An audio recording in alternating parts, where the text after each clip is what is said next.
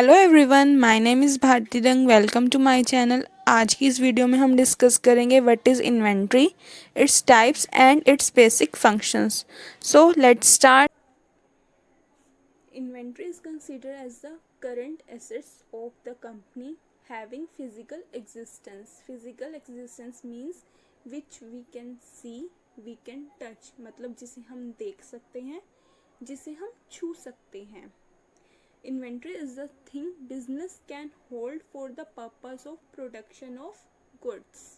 For example, एक firm है, उस वो मैन्युफैक्चरिंग करती है क्लॉथिंग की। उनका जो बिजनेस है वो क्लॉथ से रिलेटेड है, तो उनके लिए जो इन्वेंट्री होगी वो क्या होगी? Cotton.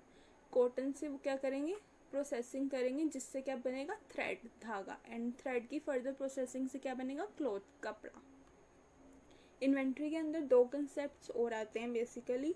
How many units to order, it is somewhat related to purchasing, कि मतलब हमें कितने यूनिट्स परचेज करने हैं। व्हेन टू ऑर्डर मतलब कब परचेज करने हैं। So the next is types of inventories. So first one is raw materials and purchased parts. As it name clears, raw materials which means कच्चा माल। इस कच्चे माल से वो क्या होता है? फिनिश्ड प्रोडक्ट्स में हम उसे कन्वर्ट करते हैं। फॉर एग्जांपल, एक मैन्युफैक्चरिंग यूनिट है, वो लेदर के शूज़ एंड बेल्ट्स की क्या करता है? मैन्युफैक्चरिंग करता है।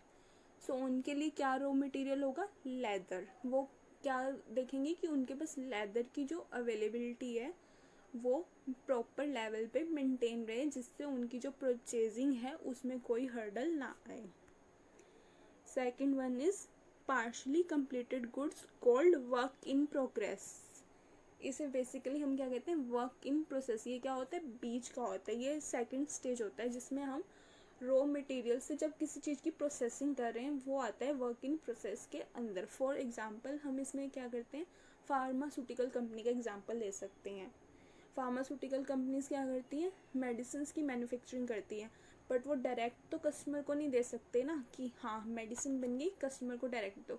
उसकी पैकेजिंग, लेबलिंग, वो सब होने के बाद वो क्या आती है? डिफरेंट डिस्ट्रीब्यूटर्स के पास आती है। उसके बाद आगे वो रिटेलर्स के पास जाती है एंड देन जाके कस्टमर को मिलती है। So third one is finish good inventories.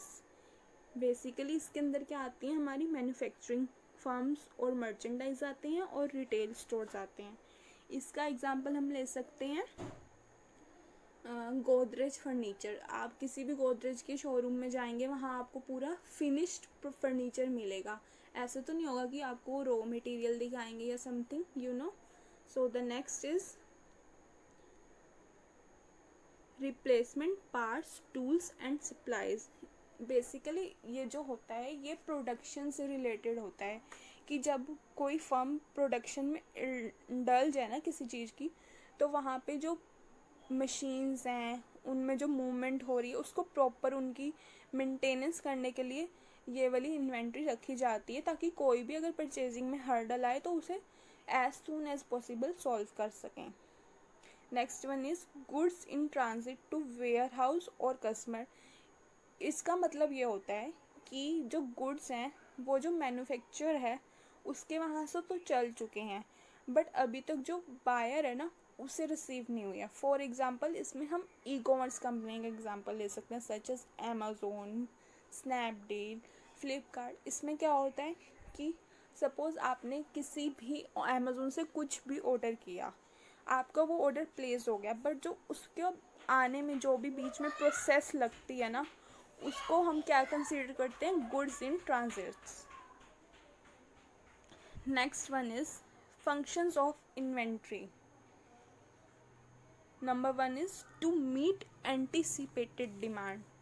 Anticipated demand means future demand, कि इन्वेंट्री के लेवल इस अकॉर्डिंग मेंटेन किया जाता है कि अगर इन फ्यूचर कोई डिमांड आ रही है तो उसे जल्दी से जल्दी फुलफिल किया जा सके। Second one is to smooth production requirements. अगर प्रॉपर हमारी जो इन्वेंट्री लेवल होगा वो मेंटेन होगा, तभी तो जो हमारी प्रोडक्शन है वो स्मूथली रन करेगी ना। अदरवाइज़ अगर हमारे पास प्रॉपर इन्वेंट्री ही नहीं होगी तो क्या होगा, मैन्युफैक्चरिंग यूनिट का काम क्या होगा, बीच में ही रुक जाएगा। Next is to decouple operations. Decouple operations basically इसमें क्या होता है कि जो हमारा सेफ्टी स्टॉक भी बोलते हैं इसे, कि एक स्टॉक जो है वो हमारा सेपरेट रख लिया जाता है, मतलब कि वो raw material and finish products के बीच में नहीं आता, वो हमारा स्टॉक है सेपरेटली पड़ा है कि इन फ्यूचर हम उसका यूज़ कर सकते हैं ताकि हमारे ऑपरेशंस बीच में इफ़ेक्ट ना हो। To protect against stock outs, it means कि हमारे पास स्टॉक की कमी ना हो, हमारी उससे प्रोटेक्शन हो जाए। अगर हम प्रॉपर इन्वेंट्री लेवल मेंटेन करके रखेंगे तो हमारा ना ही अंडर स्टॉकिंग आएगी एंड ना ही ओवर स्टॉकिंग होगी, एक ऑप्टिमम लेवल मेंटेन रहेगा इन्वेंट्री का।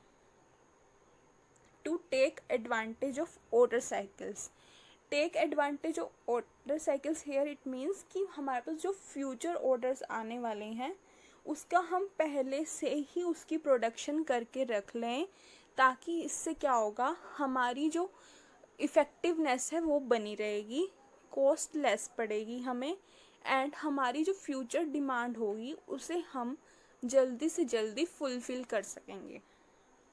Next is to help hedge against price increases.